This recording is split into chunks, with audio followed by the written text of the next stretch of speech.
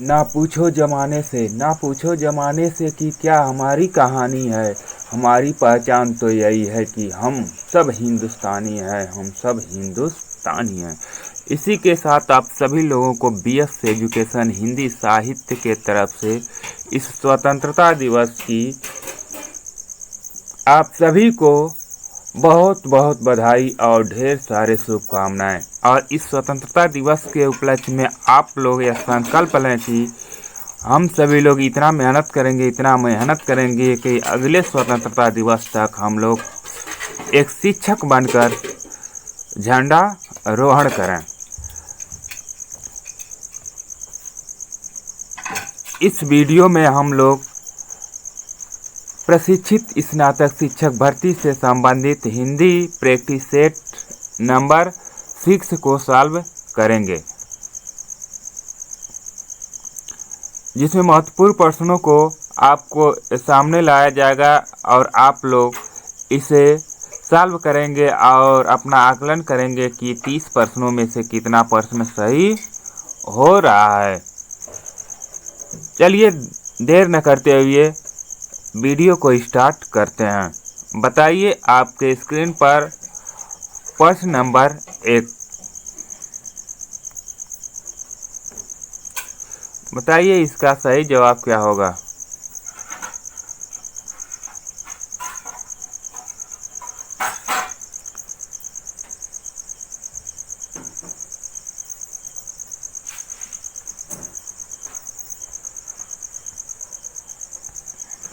आपको बताना है उच्चारण स्थान की दृष्टि से त, थ, द, ध, न वर्ण क्या कहलाते हैं। बताइए कि उच्चारण स्थान की दृष्टि से त, थ, द, ध, न क्या कहलाते हैं। कंठ कहलाएंगे, तालव्य कहलाएंगे, दंत कहलाते हैं या मूर्धन्य कहलाते हैं। तो उच्चारण स्थान की दृष्टि से क वर्ग, जो क वर्ग होता है उसको हम कंठ कहते हैं। त वर्ग तालव्य, च वर्ग को हम क्या कहते हैं, तालव्य कहते हैं। दंत, त वर्ग को हम दंत कहते हैं और ट वर्ग को क्या कहते हैं, मूर्धन्य कहते हैं। इसे आप लोग ध्यान में रखेंगे। तो आपका इस प्रश्न का सही जवाब हो जाएगा त, थ, द, ध, न, यानी त वर्ग आपका दंत कहलाता है। क्या कहलाता है, दंत कहलाता है। अगला बताइए प्रश्न नंबर 2। आपको बताना है इनमें से कौन सा वर्ण अंतस्थ है। बताइए कौन सा वर्ण अंतस्थ है। क है, प है, य है, छ है। तो अंतस्थ वर्ण कौन सा है, य। आपसे पूछा जाता है अंतस्थ वर्ण कितने होते हैं, तो आपको पता होना चाहिए अंतस्थ वर्ण कितने होते हैं। अंतस्थ वर्ण 4 होते हैं। कौन कौन से होते हैं, य, र, ल और व। ये चारों क्या होते हैं, अंतस्थ वर्ण में काउंट किए जाते हैं। चलिए अगला बताइए प्रश्न नंबर 3। अगर जो लोग पहली बार इस चैनल से जुड़ रहे हैं वह TGT PGT हिंदी साहित्य से संबंधित महत्वपूर्ण तथ्यों का अध्ययन करना चाहते हैं, तो आप सभी लोग इस चैनल को सब्सक्राइब कर लें, जिससे हर एक वीडियो का नोटिफिकेशन आपको समय से मिलता रहेगा। बताइए कि मूर्धन्य, बताइए इसमें से कौन सा मूर्धन्य है। ट है, त है, प है या च है। तो आप सभी लोगों को पता है ट वर्ग के जितने भी वर्ण होते हैं वो क्या होते हैं, मूर्धन्य होते हैं। तो आपका ए ऑप्शन सही जवाब हो जाएगा। अगला बताइए मैं यथाशक्ति आपकी सहायता करूंगा। इसमें बताइए कौन सा अव्यय है। आपको इसमें अव्यय बताना है। सहायता है, मैं है, आपकी है या यथाशक्ति है। इसमें यथाशक्ति आपका क्या है, एक अव्यय है। क्या है, अव्यय है। आपसे यह भी पूछा जाता है यथाशक्ति में कौन सा समास है, तो आप सभी लोगों को पता होना चाहिए यथाशक्ति में अव्ययी भाव समास है। अगला बताइए निम्न में से सही वर्तनी वाला शब्द छांटिए। इसमें कौन सा सही वर्तनी है। आशीर्वाद है, आशीर्वाद है या आशीर्वाद है या आशीर्वाद है? बताइए इसमें से कौन सा सही होगा। तो आपका आशीर्वाद, ऑप्शन ए आपका सही जवाब होगा। इसी तरह से लिखा जाता है। चलिए अगला बताइए प्रश्न नंबर 6। अध्यात्म में कौन सा उपसर्ग है? आपको बताना है कि अध्यात्म में कौन सा उपसर्ग है। अ उपसर्ग है, अधि उपसर्ग है, अध उपसर्ग है, आध्य उपसर्ग है। तो बताइए इसमें कौन सा उपसर्ग है। तो इसमें अधि उपसर्ग है। क्या है? अधि उपसर्ग है। अधि प्लस आत्म मिलकर क्या होते हैं? अध्यात्म मिल होते हैं। तो आपका ऑप्शन बी सही जवाब होता है। अगला बताइए प्रश्न नंबर 7। इत्यादि का संधि विच्छेद क्या होगा? आपको इत्यादि का संधि विच्छेद बताना। इत्य धन आदि, ई धन इत्यादि, इति धन आदि, इत्याधन दी। बताइए कौन सा होगा। तो इति धन आदि बराबर क्या होता है? इत्यादि होता है। इसमें कौन सी संधि होगी? इसमें अयादि संधि होगा। कौन सा होगा? अयादि संधि होगा। अगला बताइए प्रश्न नंबर 8। त्रिनेत्र का सही अर्थ क्या है? आपको बताना है त्रिनेत्र का सही अर्थ क्या है। शिव है, विष्णु है, ब्रह्मा है, कार्तिकेय हैं। तो त्रिनेत्र, तीन है नेत्र जिसके, किसके? भगवान शिव के। इसमें कौन सा समास होगा? तो इसमें बहुब्रीहि समास होगा।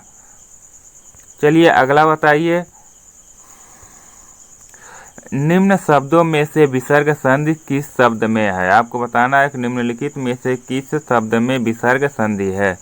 अधोपतन में है, जगन्नाथ में है, उन्नत में है, जगदीश में है। जगन्नाथ में देखिए जगत धन नाथ, जगन्नाथ, इसमें कौन सी है? व्यंजन संधि है। कौन सा है? व्यंजन संधि है। जगदीश में जगत धन ईश बराबर जगदीश, इसमें भी व्यंजन संधि है। उन्नत में उत्धन नत बराबर उन्नत, इसमें भी क्या है? व्यंजन संधि है। लेकिन आपका विसर्ग संधि किसमें है? अधोपतन में। इसका संधि विच्छेद क्या होगा?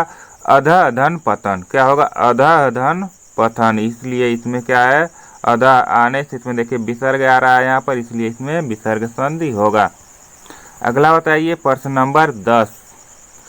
सही वर्तनी वाला शब्द चुनिए। आपको सही वर्तनी वाला शब्द चुनना है। पूजनीय है, पूजनीय है, पूजनीय है या पूजनीय है? कौन सा सही है? तो आपका इसमें बताइए सही जवाब क्या होगा। इसमें पूजनीय इस तरह से जो लिखा जाता है यह आपका सही जवाब होता है। यही आपका सही क्या है? वर्तनी है। अगला बताइए प्रश्न नंबर 11। कौन सा रस राज माना गया है? बताइए इसमें कौन सा रसराज है। करुण रस है, वीर रस है, श्रृंगार रस है या वात्सल्य रस है? तो रसों का राजा श्रृंगार रस को माना जाता है। किसे माना जाता है? श्रृंगार रस को माना जाता है। अगला बताइए प्रश्न नंबर 12। शोक किस रस का स्थायी भाव है? शोक किस रस का स्थायी भाव है? श्रृंगार रस का, शांत रस का, विवस्व रस का या करुण रस का? तो शोक का स्थायी भाव करुण होता है। क्या होता है? करुण रस होता है। कौन सा होता है? करुण रस होता है। चलिए 12 बताइए। कहें कभी बेनी बेनी ब्याल की चुराई लीनी, इस पंक्ति में कौन सा अलंकार है? आपको इसमें अलंकार बताना है। कौन सा अलंकार होगा? यमक होगा, श्लेष होगा, उत्प्रेक्षा होगा या उपमा होगा? तो यहाँ देखिए बेनी बेनी 2 बार शब्द आया है। पहले बेनी का अर्थ बेनी कवि का है, नाम है, और दूसरे बेनी का अर्थ चोटी है। इस तरह से यहाँ यमक अलंकार होगा, क्योंकि एक शब्द 2 बार आ रहा है और दोनों का अर्थ अलग अलग हो रहा है, इसलिए यहाँ यमक अलंकार होगा। चलिए अगला बताइए प्रश्न नंबर 14।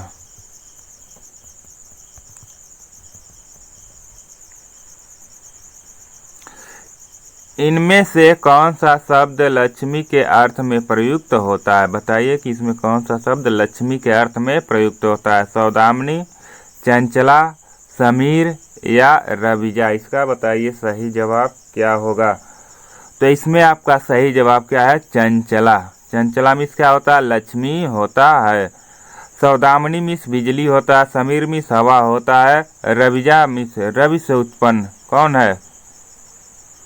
इसका कमेंट बॉक्स में आप जवाब देंगे कि रबीजामिस क्या होता है। आप लोगों के लिए प्रश्न, रबीजामिस क्या होता है बताना है सभी लोगों को। अगला बताइए, आजनेय का सही अर्थ क्या है। बताइए कि आजनेय का सही अर्थ क्या है। अंजनी है, हनुमान है, श्री कृष्ण है या अर्जुन है। तो आजनेय मीन्स बताइए क्या होता है। आजनेय मीन्स हनुमान होता है, यानी अंजनी के पुत्र कौन थे, हनुमान, जिसे क्या कहा जाता है, आजनेय भी कहा जाता है। किसको, हनुमान जी को। अगला बताइए प्रश्न नंबर 16, उत्कर्ष का विलोम क्या है। आपको बताना है कि उत्कर्ष का विलोम क्या है। उत्कृष्ट है, अपकृष्ट है, अपकर्ष है या पतन है। तो उत्कर्ष का विलोम क्या होता है, अपकर्ष होता है। उत्कर्ष का विलोम अपकर्ष होता है। अगला बताइए, अपने मुंह मियाँ मिठू बनना का क्या अर्थ है। प्रसन्न होना, आत्म प्रशंसा करना, आलोचना करना, कोई नहीं। तो अपने मुंह मियाँ मिठू बनना का अर्थ आत्म प्रशंसा करना। क्या होता है, आत्म प्रशंसा करना। अगला बताइए प्रश्न नंबर 18, उसने अनेकों किताबें पढ़ी। इस वाक्य को शुद्ध करने के लिए कौन सा शब्द हटाएंगे और शुद्ध शब्द रखेंगे, यानी कौन सा इसमें शब्द हटाएंगे कि आपका यह वाक्य शुद्ध हो जाएगा। अनेकों किताबें उसने पढ़ी। तो उसने अनेकों किताबें पढ़ी, यहाँ क्या है, अनेकों आपका सार्थक शब्द नहीं, क्योंकि यहाँ किताबें क्या है, बहुवचन हैं।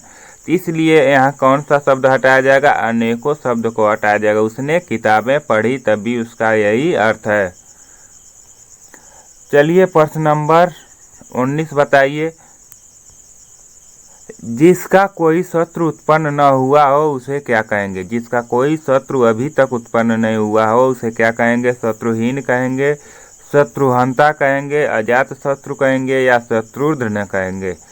तो जिसका कोई शत्रु उत्पन्न न हुआ उसे हम अजात शत्रु कहते हैं। क्या कहते हैं, अजात शत्रु कहते हैं। प्रश्न नंबर 20 बताइए, इसका सही जवाब क्या होगा। इनमें से शुद्ध वाक्य का चयन कीजिए।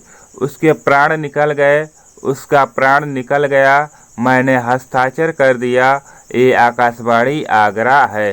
बताइए इसमें सही जवाब क्या होगा। तो इसमें सही जवाब आपका होगा, उसके प्राण निकल गए। यह क्या है, आपका सही जवाब है, क्योंकि प्राण क्या होता है, हमेशा बहुवचन उसे माना जाता है। अगला बताइए, आप लोग अपनी राय दें। इस वाक्य में शुद्ध कीजिए। आप लोग अपनी राय दें, इस वाक्य को आपको शुद्ध करके बताना है कौन सा होगा। आप लोग राय दें, आप लोग अपनी राय दें, आप लोग अपनी अपनी राय दें, आप लोग अपनी अपनी राय दें। बताइए इसमें सही जवाब क्या होगा। इसमें आपका सही जवाब हो जाएगा ऑप्शन डी, आप लोग अपनी अपनी राय दें। यह क्या है, सही जवाब होगा। अगला बताइए प्रश्न नंबर 22, आपको बताना लल्लो चप्पो करना का क्या अर्थ है। लल्लो चप्पो करना का क्या अर्थ है। डींग हाँकना, खुशामद करना, प्रेम करना या शिकायत करना। तो लल्लो चप्पो करना का अर्थ खुशामद करना। क्या हो जाएगा, खुशामद करना होता है। अगला बताइए प्रश्न नंबर 23, स्वागत में कौन सी संधि है। आपको बताना है कि स्वागत में कौन सा संधि है। बताइए इसका सही जवाब क्या होगा। गुण संधि है, दीर्घ संधि है, यड़ संधि है या अयाद संधि है। स्वागत का संधि विच्छेद होता है सुधन आगत। क्या होगा, सुधन आगत। इसमें उ धन आ मिलकर क्या होते हैं, या हो जाएगा। क्या हो जाएगा, या हो जाएगा। इसलिए इसका क्या हो जाता है, स्वागत। सॉरी, इसमें उ धन आ मिलकर क्या होता है, वाह होता है। क्या होता है, वाह हो जाएगा। इसलिए यहाँ आपका क्या हो जाएगा, स्वागत होता है। उ धन और मिलकर वह बनता है और आ मिल गया तो यहाँ क्या हो गया, वाह हो गया, स्वागत। इस तरह से इसमें क्या होगा, यड़ संधि होगा। आपका सही जवाब यड़ संधि होगा। स्वागत में कौन सी संधि है, तो यड़ संधि है। अगला बताइए प्रश्न नंबर 24, धोबी का कुत्ता घर का न घाट का, इस लोकोक्ति का क्या अर्थ है। सबका प्रिय, कहीं ठौर ठिकाना न होना। बताइए इन दोनों ऑप्शन में से कौन सा सही होगा। तो 24 में आपका धोबी का कुत्ता घर का न घाट का, इसका अर्थ कहीं का ठौर न ठिकाना न होना। आपका बी ऑप्शन सही जवाब होता है। प्रश्न नंबर 25 बताइए इसका सही जवाब क्या होगा। 9 दिन चले 2.5 कोस का अर्थ है, आपको बताना 9 दिन चले 2.5 कोस का क्या अर्थ है। बहुत काम करना, काम न करना, परिश्रम अधिक, परिणाम कम, कोई नहीं। तो इसका सही जवाब हो जाएगा परिश्रम अधिक, परिणाम नहीं। सी ऑप्शन सही जवाब है। अगला बताइए प्रश्न नंबर 26, हिंदी का राम काव्य के प्रेरणा स्रोत कौन है। आपको बताना कि हिंदी राम काव्य के प्रेरणा स्रोत कौन है।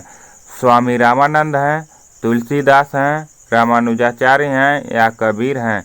तो हिंदी राम काव्य के प्रेरणा स्रोत रामानुजाचार्य जी हैं। कौन है? रामानुजाचार्य जी हैं। आपका सी ऑप्शन सही जवाब होता है। सॉरी, यहाँ पूछा जा रहा है हिंदी राम काव्य के प्रेरणा स्रोत। तो हिंदी राम काव्य के प्रेरणा स्रोत किसको माना जाता है? रामानंद जी को माना जाता है। तो आपका ए ऑप्शन सही जवाब होता है। चलिए अगला बताइए प्रश्न नंबर 27, दुल्हा राम सिय दुल्ही री तुलसी के किस काव्य ग्रंथ की पंक्ति है। बताइए यह पंक्ति तुलसीदास के किस ग्रंथ से लिया गया है। रामचरितमानस से, गीतावली से, कवितावली से या बरमे रामायण से। दुल्हा राम सिय दुल्ही री तुलसी के गीतावली काव्य ग्रंथ से लिया गया। किससे लिया गया है? गीतावली काव्य ग्रंथ से लिया गया है। अगला बताइए प्रश्न नंबर 28, बहुत ही इम्पोर्टेंट, अधिकांश परीक्षाओं में पूछा जाने वाला प्रश्न, तुलसी की भक्ति किस प्रकार की है। तो आपको बताना है तुलसीदास की भक्ति किस प्रकार की थी। दास्य भाव थी, पुष्टि भाव थी, माधुर्य भाव थी या सखा भाव थी। आपको पता होना चाहिए सखा भाव किसके अंदर था, किस कवि में था। तो सखा भाव आपका सूरदास जी में था। सूरदास की भक्ति भावना कैसी थी? सखा भाव थी। माधुर्य भावना किस में थी? तो माधुर्य भावना आपकी मीराबाई में थी। किस में था? मीराबाई में माधुर्य भावना थी। और दास्य भावना किस में थी? तो दास्य भावना आपका तुलसीदास में भक्ति दास्य भावना थी। इस तरह से ए ऑप्शन आपका सही जवाब होगा। अगला बताइए कि तुलसी के किस काव्य ग्रंथ में समन्वय की विराट चेष्टा की गई है। तुलसी के कौन सा वह ग्रंथ है जिसमें समन्वय की विराट चेष्टा की गई है। बताइए प्रश्न नंबर 29 में सही जवाब क्या होगा। विनय पत्रिका में, रामचरितमानस में, कवितावली में, गीतावली में। तो समन्वय की विराट चेष्टा रामचरितमानस में किया गया। किसमें? रामचरितमानस में समन्वय की विराट चेष्टा की गई है। अगला बताइए प्रश्न नंबर 30, सुख सागर के रचयिता का नाम बताइए। आपको बताना है सुख सागर के रचयिता कौन है। मुंशी सदा सुखलाल हैं, लल्लू लाल हैं, सदल मिश्र हैं, मुंशी ईसा अल्लाह खां हैं। तो सुख सागर के रचयिता कौन है? बताइए इसमें सही जवाब क्या होगा। तो आप सभी लोगों को पता है मुंशी सदा सुखलाल जी सुख सागर के रचयिता हैं। इस तरह से आपका 30 प्रश्न सही होता है और आपको बताना है कि 30 प्रश्नों में कितने प्रश्न आपका सही हुआ। बहुत ही आसान क्वेश्चन थे जिनको आप लोगों को मैं आशा करता हूं कि सभी प्रश्न सही होंगे। तो आप लोग कमेंट बॉक्स में बताएं कि 30 में कितना प्रश्न सही हो रहा है। और जो लोग अभी तक वीडियो को लाइक नहीं किए हैं वो लाइक कर दें और इसके साथ ही साथ अपने मित्रों के साथ शेयर भी कर दें, जिससे हर एक वीडियो का नोटिफिकेशन आपको समय से मिलता रहेगा। चलिए इसी के साथ इस वीडियो को यहीं समाप्त करते हैं। फिर मिलते हैं अगले वीडियो में। तब तक के लिए जय हिंद, जय भारत, वंदे मातरम।